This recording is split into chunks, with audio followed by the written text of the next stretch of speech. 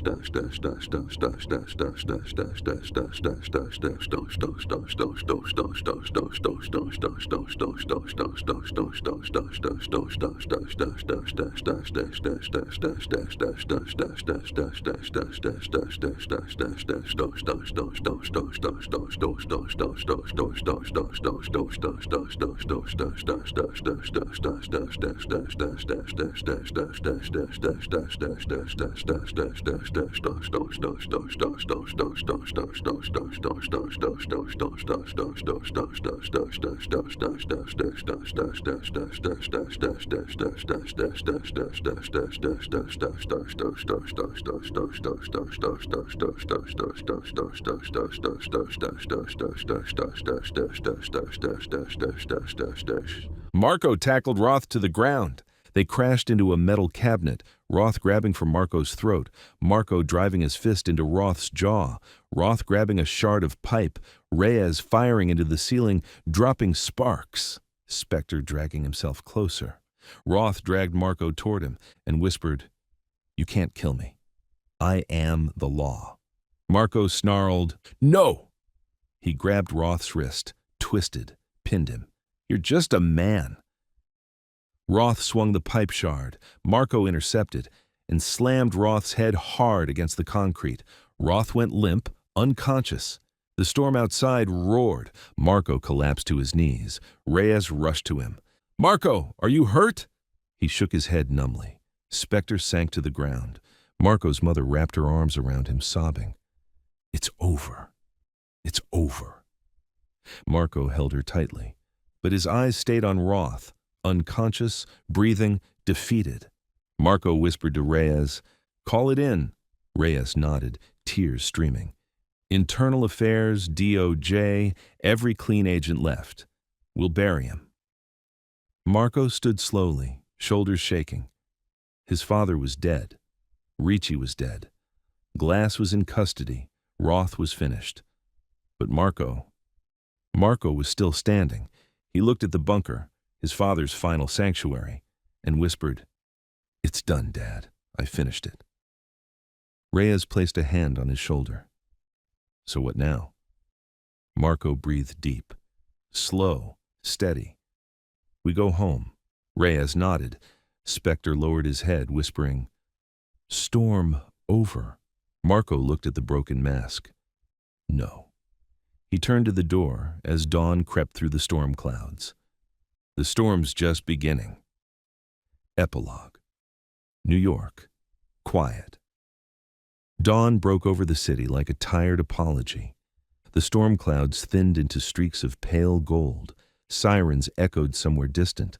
A cargo ship's horn bellowed across the river, and New York, bruised, battered, bloodstained, began another day. Marco stood alone on the Brooklyn Bridge walkway, leaning against the railing as early commuters and morning joggers passed without knowing, without seeing, without realizing how close the city had come to falling apart, without knowing who had saved it. He closed his eyes as the wind pushed cold fingers through his hair. For the first time in weeks, maybe months, his chest didn't feel like it was collapsing. He inhaled deeply, exhaled slowly. A soft, familiar voice approached from behind. "You shouldn't be out here on your own." Marco opened his eyes. Reyes stood next to him, coffee in hand, dark circles under her eyes, but a half smile on her face. Off-duty clothes, badge tucked away, human again. Marco accepted the coffee with a faint nod. "Old habit," he said. Reyes leaned on the rail beside him. "You're on half the Bureau's watch list and the other half's Christmas card list," she said, "and that's before they even finish reading the Roth files." Marco sipped the coffee. "You think they'll believe it?" Reyes scoffed. "Doesn't matter if they believe it. We dumped enough proof that ignoring it would sink careers. And trust me, no director wants that." She nudged him lightly. "You did good, Marco." Marco stared out at the river. "I don't feel good." "That's how you know you're not Roth." A faint smile finally tugged at the corner of his mouth. "Spectre." Reyes hesitated. "He's stable," she said gently. Marco looked at her sharply. "Spectre?" She nodded. "The doctors say he's a medical miracle. Metal fragments missed everything vital. Masks ruined. Voice box fried. But he'll live." Marco turned back to the river. "Good. I owe him more than I can say." Reyes tilted her head. "He asked to see you." Marco sighed. "I'll go later." "He said he'll wait," Reyes added, then with a faint smirk, "He's surprisingly patient for a man who used to throw you off rooftops." Marco huffed a laugh. His mother. "Your mom's safe too," Reyes said softly. "She's in protective custody, not arrested, not charged." Marco's throat tightened. "She didn't deserve any of it," Reyes nodded. "I know."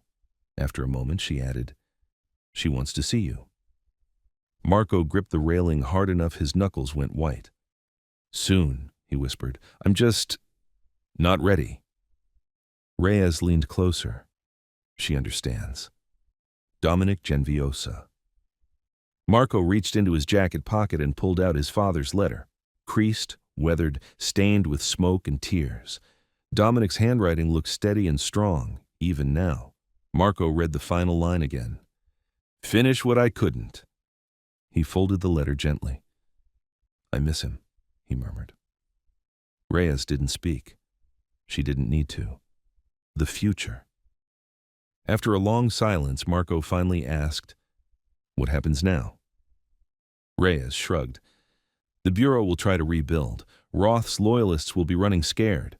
The families are fractured, but calmer than before. She nudged him. And you? You could take a desk, a promotion, maybe something quiet. Marco smirked. I don't do quiet. Reyes rolled her eyes. No, you really don't. Marco took another long look at the waking city. I'm not joining the syndicates. I'm not joining the Bureau's politics. I'm not running from anything. Reyes raised a brow. So what are you doing? Marco straightened. The same thing I've always done. He turned, walking down the bridge toward Manhattan. Reyes called after him. And that is? Marco didn't turn back.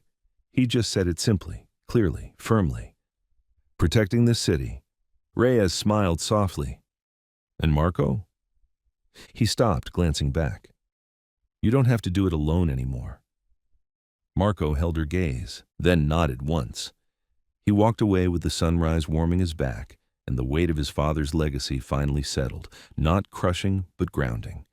The storm had passed, but New York always had more coming, and Marco Genviosa, detective, son, survivor, stormbreaker, was ready. The end.